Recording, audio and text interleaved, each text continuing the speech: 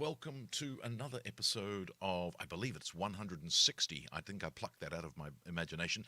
Welcome to episode 160 of Ancient Warfare Answers. I'm on my own, so it's the cat's away, Jasper the cat, and Murray will play, which we're going to do. So I'm going to answer your questions. Now, of course, you could ask a question, and you can become a patron of the magazine. So there's just for a few dollars, you can support us at one of three levels, and you get a copy of the magazine. And of course, you can ask us a question. You can ask us a question anyway, but it just pays when you are. So the first question is from one of our patrons, Zoe, and she's asked, we know about the four-horn saddles of the Roman cavalry used, but do we have any idea what sorts of saddles might have been used elsewhere in the ancient world? Now, I must straight up say I am not a horsey person, so I apologise in advance if I get any of the pronunciations or identifications of the following bits wrong. Indeed, there are roughly two types of saddle in the ancient world. Certainly by the High Roman Empire, you've got the four-horn saddle, which is probably one of the best stories I ever know about that is the idea that theoretical historians were talking about how you couldn't couch a lance with Roman saddles, and therefore we had to come up with different ways that Roman cavalry operated. This was, of course, despite the fact that in archaeological reliefs and things and pottery, we have pictures of cavalry charging with couched lances, and it was with the four-horn saddle you couldn't do that, and then behind him someone with a rebuilt reenactment saddle does exactly what the historian says you can't do. So it's one of those wonderful moments where experimental archaeology and history combine to improve our knowledge.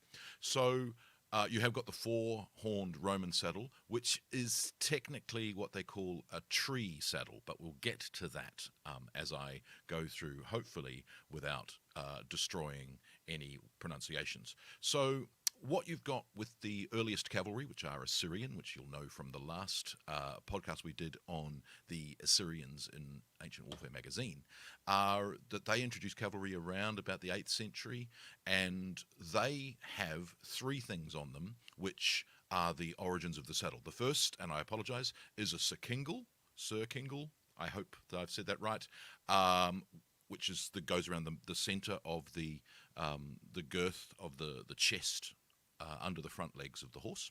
That holds it in place. You've then got the breast straps, which come around the front of the horse, and then you've got the cruppers, which go to the tail at the back. They hold the saddle or the precursor to the saddle in place. And so the first of those is just sitting bareback. The second of those is just throwing something over the back of the horse to be padded. But from that point on, you're going to get to the point where it could slip, as could you.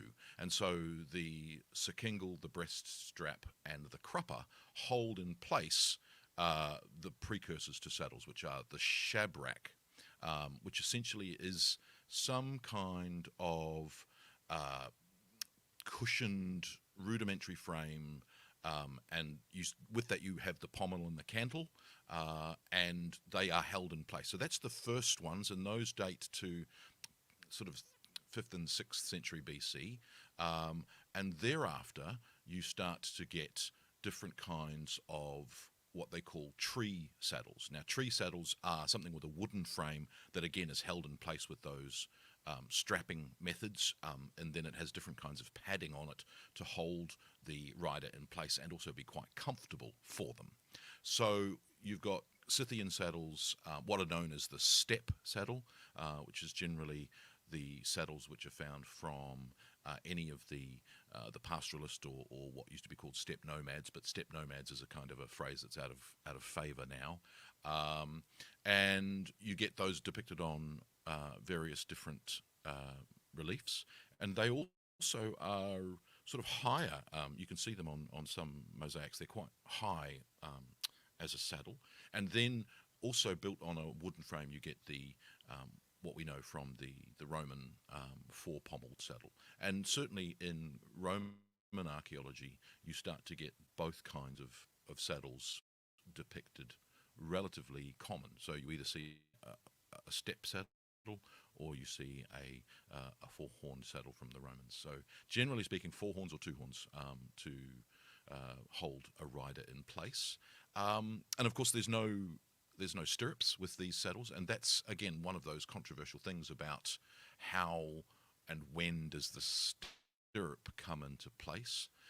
Interestingly, the stirrups are in ancient China and what is now Mongolia far earlier than they are in the West.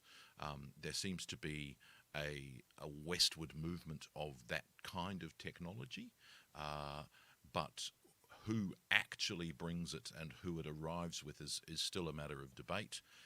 We think that they're not really arriving in Europe until the 8th century AD, whereas there's evidence for them in ancient China in the 4th century and 5th century AD. So that spread of that technology takes a couple of hundred years.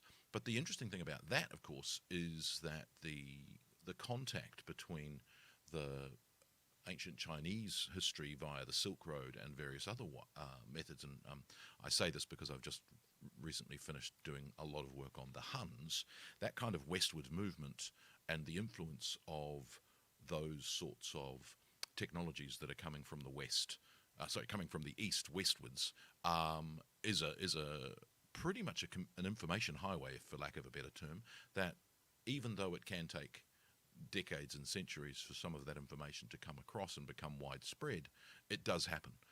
So it's not a sort of a barrier in that sense. And so we have this sort of stretch of the spread of information from the east towards the west.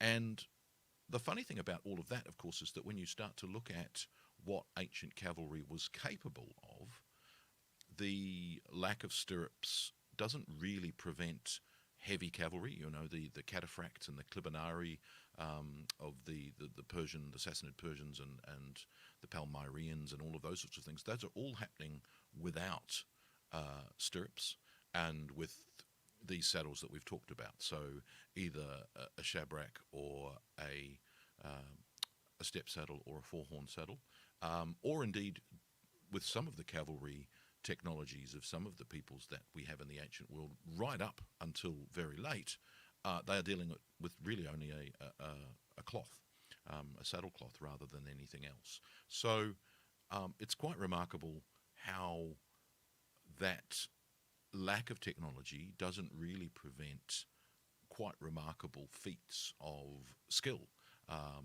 whether it be horse riding, whether it be militaristic skills with cavalry and all those sorts of things. So that seems to be the sort of the summary, and I apologize again to any equestrians who are watching. I recently made a mistake in an article I wrote where I talked about ancient knitting, and someone came through and said, that knitting wasn't invented until the Middle Ages, so how dare I say I apologize to you now. So these things happen, but certainly in terms of saddle technology, I have done my best. So there you have it. Those were the kinds of ancient saddles.